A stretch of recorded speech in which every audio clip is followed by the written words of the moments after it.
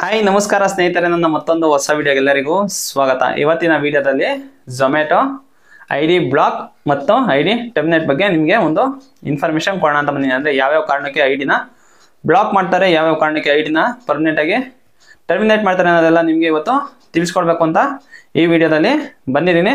ಬನ್ನಿ video start ಮಾಡೋಣ. Guys, ಝೊಮ್ಯಾಟೊದಲ್ಲಿ ಐಡಿ ಬ್ಲಾಕ್ ಆ್ಯಂಡ್ ಟರ್ಮಿನೇಷನ್ ಅಂತ ಇದೆ.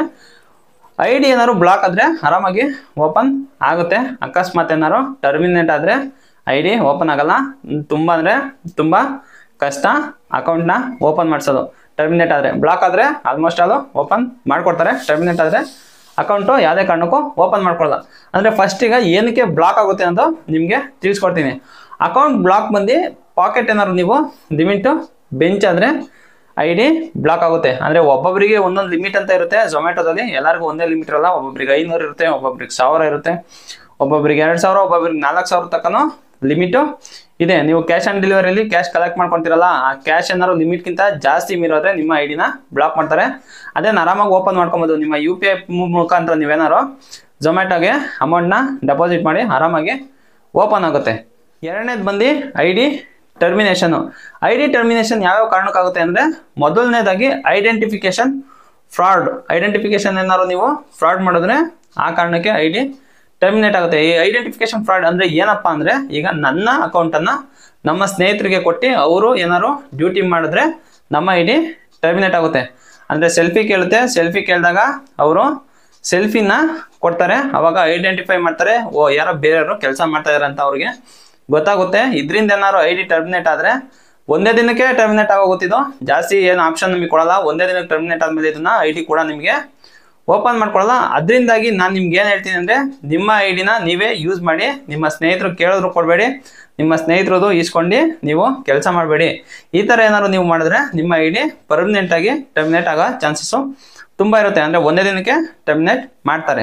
ನೆಕ್ಸ್ಟ್ ಬಂದು ಪೂರ್ ಪರ್ಫಾರ್ಮೆನ್ಸ್. ಪೂರ್ ಪರ್ಫಾರ್ಮೆನ್ಸ್ ಮಾಡಿದ್ರೆ ನಿಮ್ಮ ಐಡಿ ಟರ್ಮಿನೇಟ್ ಆಗೋ ಚಾನ್ಸಸ್ಸು ಜಾಸ್ತಿ ಇದೆ. ಅಂದರೆ ಪೂರ್ ಪರ್ಫಾರ್ಮೆನ್ಸ್ ಅಂದರೆ ಏನಪ್ಪ ಅಂದರೆ, ನೀವು ಜಾಸ್ತಿ ಆರ್ಡರ್ನ ಕ್ಯಾನ್ಸಲ್ ಮಾಡಿದ್ರೆ, ಅಂದರೆ ಕಸ್ಟಮರ್ ಎಕ್ಸಿಕ್ಯೂಟಿವ್ ಹತ್ರ ಮಾತಾಡಿ ಕಸ್ಟಮರ್ ಎಕ್ಸಿಕ್ಯೂಟಿವ್ ಕಡೆಯಿಂದ ಕ್ಯಾನ್ಸಲ್ ಆದರೆ ಏನು ಪ್ರಾಬ್ಲಮ್ ಆಗಲ್ಲ. ಅಕಸ್ಮಾತಾಗಿ ನಾವೇ ಏನಾದ್ರು ಜಾಸ್ತಿ ಕ್ಯಾನ್ಸಲ್ ಮಾಡಿದ್ರೆ ಒಂದಕ್ಕೆ ಎರಡಕ್ಕೆ ಜಾಸ್ತಿ ಆಗಲ್ಲ. ಬಟ್ ಜಾಸ್ತಿ ಟೈಮ್ ನೀವೇನಾದ್ರು ಈ ಥರ ಆರ್ಡರ್ ಕ್ಯಾನ್ಸಲೇಷನ್ ಮಾಡಿದ್ರೆ ಪೂರ್ ಪರ್ಫಾರ್ಮೆನ್ಸ್ ಅಂತ ಹೇಳಿ ನಮ್ಮ ಐಡಿನ ಪರ್ಮನೆಂಟಾಗಿ ಟರ್ಮಿನೇಟ್ ಮಾಡ್ತಾರೆ. ಆಮೇಲೆ ಐಡಿ ನಿಮಗೆ ಓಪನ್ ಮಾಡಿ ಕೊಡಲ್ಲ. ಇದನ್ನು ಕೂಡ ತಲೆಯಲ್ಲಿ ಇಟ್ಕೊಳ್ಳಿ. ಜಾಸ್ತಿ ಆರ್ಡರ್ಗಳನ್ನ ನೀವಾಗಿ ಕ್ಯಾನ್ಸಲ್ ಮಾಡ್ಕೋಬೇಡಿ.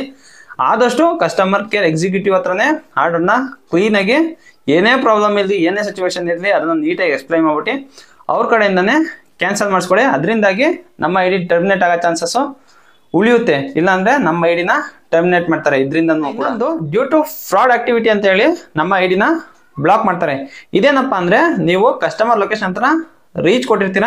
ನೀವು ಕಸ್ಟಮರ್ ಲೊಕೇಶನ್ ಹತ್ರ ರೀಚ್ ಕೊಟ್ಬಿಟ್ಟು ಅವರಿಗೆ ಐಟಮ್ ಕೊಡ್ದಲ್ಲೇ ಏನಾರು ಎತ್ಕೊಂಬಂದರೆ ಅವಾಗ ಕೂಡ ನಿಮ್ಮ ಐಡಿ ಬ್ಲಾಕ್ ಆಗುತ್ತೆ. ಅಕಸ್ಮಾತ್ ಕಸ್ಟಮರ್ ಫೋನ್ ಎತ್ತಲಿಲ್ಲ ಅಂದರೆ, ಕಸ್ಟಮರ್ ರಿಸೀವ್ ಮಾಡಿಲ್ಲ ಅಂತ ಕಾರಣದಿಂದ ನೀವೇನಾರು ಆರ್ಡರ್ನ ಮಾರ್ಕ್ ಮಾಡಿಬಿಟ್ಟು ನೀವೇನಾದ್ರು ಫುಡ್ ಎತ್ಕೊಂಡ್ಬಿಟ್ರೆ ಅವಾಗ ಕೂಡ ನಿಮ್ಮ ಐಡಿ ಬ್ಲಾಕ್ ಆಗುತ್ತೆ. ಡ್ಯೂ ಟು ಫ್ರಾಡ್ ಆಕ್ಟಿವಿಟಿ ಅಂತೇಳಿ ಅವಾಗ ಕೂಡ ಅಕೌಂಟ್ನ ಟರ್ಮಿನೇಟ್ ಮಾಡ್ತಾರೆ. ಜೊತೆಗೆ ಆರ್ಡರ್ನ ಅವ್ರಿಗೆ ಕೊಡೋ ಬದಲು ನೀವೇನಾದ್ರು ಬೇರೆಯವರಿಗೆ ಕೊಟ್ಟರೆ ಅವಾಗ ಕೂಡ ನಿಮ್ಮ ಅಕೌಂಟನ್ನು ಟರ್ಮಿನೇಟ್ ಮಾಡ್ತಾರೆ. ಅದರಿಂದಾಗಿ ನೀವು ಆರ್ಡರ್ ಡೆಲಿವರ್ ಮಾಡೋದಕ್ಕಿಂತ ಮುಂಚೆ ಅವರ ಹೆಸರನ್ನ ಒಂದ್ಸಲ ನೀವು ಕೇಳಿ ತಿಳ್ಕೊಂಡು ಅವರೇನ ಅಂತ ಹೇಳಿ ಕನ್ಫರ್ಮ್ ಮಾಡ್ಕೊಂಡು ಅವಾಗ ನೀವೇನಾದ್ರು ಆರ್ಡರ್ ಅವ್ರಿಗೆ ಕೊಟ್ಟರೆ ಈ ತೊಂದರೆಯಿಂದ ನೀವು ಬಚಾವ್ ಆಗ್ತೀರಾ.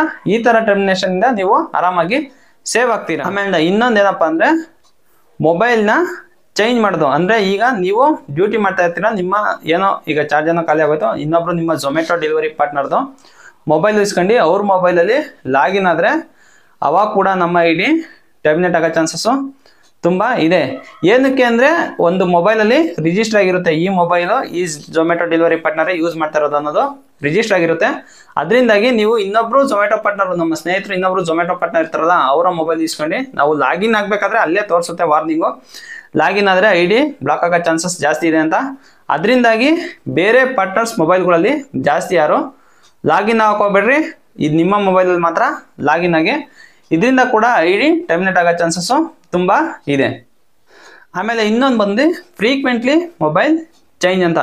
ಅಂದರೆ ನೀವು ಒಂದ್ಸಲ ಮೊಬೈಲ್ನ ಹೋಗಿ ಲಾಗಿನ್ ಆಗಿರ್ತೀರ, ಪದೇ ಪದೇ ಬೇರೆ ಮೊಬೈಲಲ್ಲಿ ನೀವು ಲಾಗಿನ್ ಆಗ್ತಾ ಇದ್ರೆ ಅಂದ್ರೆ ಒಂದ್ರಲ್ಲಿ ಚಾರ್ಜ್ ಖಾಲಿ ಆಗ್ತಿದ್ದಂಗೆ ಇನ್ನೊಂದ್ರಲ್ಲಿ ಚಾರ್ಜ್ ಖಾಲಿ ಆಗ್ತಿದ್ದಂಗೆ ಇನ್ನೊಂದು ಮೊಬೈಲಲ್ಲಿ ನೀವು ಲಾಗಿನ್ ಆಗ್ತಾ ಹೋದ್ರೆ ಅವಾಗ ಕೂಡ ನಿಮ್ಮ ಐಡಿನ ಟರ್ಮಿನೇಟ್ ಮಾಡ್ತಾರೆ. ಅದರಿಂದಾಗಿ ಆದಷ್ಟು ಒಂದೇ ಮೊಬೈಲನ್ನು ಯೂಸ್ ಮಾಡಿ, ಪವರ್ ಬ್ಯಾಂಕ್ ಯೂಸ್ ಮಾಡ್ಕೊಂಡು ಒಂದೇ ಮೊಬೈಲಲ್ಲಿ ನೀವು ಡ್ಯೂಟಿ ಮಾಡೋಕ್ಕೆ ಟ್ರೈ ಮಾಡಿ. ಅಂದರೆ ಈ ಆಪ್ಷನ್ನು ತುಂಬ ಬಹಳ ದಿವಸದಿಂದ ಏನಿರಲಿಲ್ಲ, ಒಂದು 6-7 ತಿಂಗಳಿಂದ ಇದು ಕೂಡ ಬಂದಿದೆ. ಒಬ್ಬ ಪಾರ್ಟ್ನರ್ಗೆ ಒಂದು ಮೊಬೈಲ್ ಅಂತ ಈಗ ಮಾಡಿದರೆ. ಅದರಿಂದಾಗಿ ನೀವು ಫ್ರೀಕ್ವೆಂಟಾಗಿ ಮೊಬೈಲ್ನ ಜಾಸ್ತಿ ಚೇಂಜ್ ಮಾಡೋಕ್ಕೋಗ್ಬೇಡಿ. ಇದರಿಂದ ಕೂಡ ಒಂಥರ ಸಸ್ಪೆಕ್ಟ್ ಮಾಡಿ ನಮ್ಮ ಐಡಿನ ಬ್ಲಾಕ್ ಮಾಡ್ತಾರೆ. ಅದಕ್ಕೋಸ್ಕರ ನೀವು ಒಂದೇ ಮೊಬೈಲ್ನ ಯೂಸ್ ಮಾಡಿ. ಅದರಿಂದಾಗಿ ನಿಮ್ಮ ಐಡಿ ಟರ್ಮಿನೇಟ್ ಆಗೋ ಚಾನ್ಸಸ್ಸು ಇಂದ ನೀವು ಬಚಾವ್ ಆಗ್ತೀರಾ. ಆಮೇಲೆ ಇನ್ನೊಂದು ಏನಪ್ಪ ಅಂದರೆ, ನೀವು ಕಸ್ಟಮರ್ ಜೊತೆ ಏನಾದ್ರು ನೀವು ಮಿಸ್ಬಿಹೇವ್ ಮಾಡಿದ್ರೆ ಅವಾಗ ಕೂಡ ನಿಮ್ಮ ಐಡಿ ಟರ್ಮಿನೇಟ್ ಆಗುತ್ತೆ. ಅಂದರೆ ಝೊಮ್ಯಾಟೋದವರು ಕಸ್ಟಮರಿಗೆ ಕೊಡೋ ಅಂಥ ವ್ಯಾಲ್ಯೂನ ಡೆಲಿವರಿ ಪಾರ್ಟ್ನರ್ಸ್ಗೆ ಕೊಡಲ್ಲ. ಕಸ್ಟಮರ್ ಏನಾದ್ರು ಕಂಪ್ಲೇಂಟ್ ಮಾಡಿದ್ರೆ, ಕಸ್ಟಮರ್ ಕಡೆಯಿಂದ ತಪ್ಪಿದ್ದು ಅವ್ರೇನಾರು ಈಗ ಡೆಲಿವರಿ ಪಾರ್ಟ್ನರ್ ಮಿಸ್ಬಿಹೇವ್ ಮಾಡ್ದ ಅಂತ ಹೇಳಿದ್ರೆ ಅವಾಗ ಕೂಡ ನಮ್ಮ ಐಡಿ ಸಸ್ಪೆನ್ಷನ್ ಆಗುತ್ತೆ, ಟರ್ಮಿನೇಟ್ ಮಾಡ್ತಾರೆ. ಸೊ ಅದರಿಂದಾಗಿ ಜಾಸ್ತಿ ಕಸ್ಟಮರ್ ಹತ್ರ ಏನು ವಾದ ಮಾಡೋಕ್ಕೋಗ್ಬಿಡ್ರಿ, ಆರ್ಡರ್ ಕೊಟ್ಟು ನೀಟಾಗಿ ಬಂದ್ಬಿಡಿ. ಏನಕ್ಕೆ ಅಂದರೆ ಅವಾಗ ಕೂಡ ನಮ್ಮ ಐಡಿ ಟರ್ಮಿನೇಟ್ ಆಗೋ ಚಾನ್ಸಸ್ಸು ತುಂಬ ಇದೆ. ಏನಾರು ಕಸ್ಟಮರ್ ಏನಾರು ಕಂಪ್ಲೇಂಟ್ ಮಾಡಿದ್ರೆ ಅವಾಗ ಕೂಡ ನಮ್ಮ ಐಡಿನ ಪರ್ಮನೆಂಟಾಗಿ ಟರ್ಮಿನೇಟ್ ಮಾಡ್ತಾರೆ. ಆಮೇಲೆ ಇನ್ನೊಂದೇನಪ್ಪ ಅಂದರೆ, ನೀವೇನಾದ್ರು ತುಂಬ ಜಾಸ್ತಿ ರಿಜೆಕ್ಷನ್ ಮಾಡಿದ್ರು ಕೂಡ ನಿಮ್ಮ ಐಡಿ ಟರ್ಮಿನೇಟ್ ಆಗೋ ಚಾನ್ಸಸ್ಸು ಜಾಸ್ತಿ ಇದೆ. ಅಂದರೆ ಒಂದತ್ರ ಕೂತ್ಕೊಂಡು ಆರ್ಡರ್ಗಳು ಬರ್ತಾ ಇರ್ತವೆ, ನೀವು ರಿಜೆಕ್ಟ್ ಮಾಡ್ತಾನೆ ಇದ್ರೆ ಅವಾಗ ಕೂಡ ನಿಮ್ಮ ಐಡಿನ ಟರ್ಮಿನೇಟ್ ಮಾಡ್ತಾರೆ. ಅದರಿಂದಾಗಿ ಜಾಸ್ತಿ ರಿಜೆಕ್ಷನ್ ಮಾಡಬೇಡಿ. ಅಂದರೆ ಒಂದು ದಿನದಲ್ಲಿ 1-2 ಅಂತ ಇರುತ್ತೆ, ಅಷ್ಟು ಮಾತ್ರ ಮಾಡಿ. ಜಾಸ್ತಿ ರಿಜೆಕ್ಟ್ ಮಾಡ್ಕೋಬೇಡಿ. ಜಾಸ್ತಿ ರಿಜೆಕ್ಟ್ ಮಾಡಿದ್ರು ಕೂಡ ನಿಮ್ಮ ಐಡಿನ ಟರ್ಮಿನೇಟ್ ಮಾಡ್ತಾರೆ. ಗೈಸ್, ಇವೆಲ್ಲ ನೀವು ತಲೆಯಲ್ಲಿ ಇಟ್ಕೊಂಡು ಈ ಥರ ಕೆಲಸ ಯಾವ ನೀವು ಮಾಡಕ್ ಹೋಗ್ಬೇಡಿ. ಅಂದರೆ ಒಂದೊಂದ್ಸಲ ಮಿಸ್ ಆಗಿ ಕೂಡ ಐಡಿ ಟರ್ಮಿನೇಟ್ ಆಗೋಗುತ್ತೆ. ಅಂದರೆ ನಾವು ತಪ್ಪು ಮಾಡಿಲ್ಲ ಅಂದ್ರೂ ಕೂಡ ನಮ್ಮ ಐಡಿ ಟರ್ಮಿನೇಟ್ ಆಗೋ ಚಾನ್ಸಸ್ಸು ತುಂಬ ಇದೆ. ಅಂದರೆ ನಾವು ಈಗ ಡೆಲಿವರಿ ಫೀಲ್ಡಿಗೆ ಬಂದಿದ್ದೀವಿ ಅಂದರೆ ಇವೆಲ್ಲ ಫೇಸ್ ಮಾಡಲೇಬೇಕು, ಇವನ್ನೆಲ್ಲ ನಾವು ನೋಡ್ಕೊಳ್ಲೇಬೇಕು. ನಮ್ಮ ಐಡಿ ನಮಗೆ ತುಂಬ ಮುಖ್ಯ ಇರುತ್ತೆ. ಒಂದ್ಸತಿ ಏನಾದ್ರು ಐಡಿ ಹೋದ್ರೆ ತಿರ್ಗಾ ನಾವು ಐಡಿನ ಕ್ರಿಯೇಟ್ ಮಾಡೋದು ತುಂಬ ಕಷ್ಟ ಇರುತ್ತೆ. ಈಗ ಒಂದು ಕಂಪ್ನಿಲಿ ನಾವು ಈಗ ಝೊಮ್ಯಾಟೊ ಮಾಡ್ತಾ ಇದ್ದೀನಿ ಅಂದರೆ ಝೊಮ್ಯಾಟೊದಲ್ಲಿ ನಾನು ಕಂಫರ್ಟಬಲ್ ಆಗಿರ್ತೀನಿ. ಬಿಟ್ಟು ನಾನು ಸ್ವಿಗ್ಗಿಗೆ ಹೋಗ್ತೀನಿ, ಪೋರ್ಟರಿಗೆ ಹೋಗ್ತೀನಿ ಅಂದರೆ ಸ್ವಲ್ಪ ಕಷ್ಟ ಆಗುತ್ತೆ. ಅದಕ್ಕೋಸ್ಕರ ನೀವು ನಿಮ್ಮ ಐಡಿನ ಆದಷ್ಟು ಹುಷಾರಾಗಿ ನೋಡ್ಕೊಳ್ಳಿ. ಈ ಥರ ಯಾವುದೇ ಎಡವಟ್ಟು ಆಗೋದಿಲ್ದಂಗೆ ನೀವು ನೋಡ್ಕೊಂಡ್ರೆ ನಿಮ್ಮ ಐಡಿಗೆ ಆಲ್ಮೋಸ್ಟ್ ಅದು ಯಾವುದೇ ಪ್ರಾಬ್ಲಮ್ ಬರಲ್ಲ. ಈ ವಿಡಿಯೋ ಇಷ್ಟ ಆಗಿದೆ ಅಂತ ಅಂದ್ಕೊಂಡಿದ್ದೀನಿ. ಈ ವಿಡಿಯೋ ಏನಾದ್ರು ಇಷ್ಟ ಆಗಿದ್ರೆ ಒಂದು ಲೈಕ್ ಮಾಡಿಬಿಡಿ. ಆಮೇಲೆ ಈ ಹೊಸ್ದಾಗಿ ಏನಾದ್ರು ನನ್ನ ಚಾನಲ್ ವಿಸಿಟ್ ಮಾಡ್ತಾರೆ ಸಬ್ಸ್ಕ್ರೈಬ್ ಮಾಡಿಬಿಡಿ ಅಂತ ಹೇಳ್ತಾ ನನ್ನ ಇವತ್ತಿನ ಈ ವಿಡಿಯೋ ಮುಗಿಸ್ತಾ ಇದ್ದೀನಿ. ಬೈ.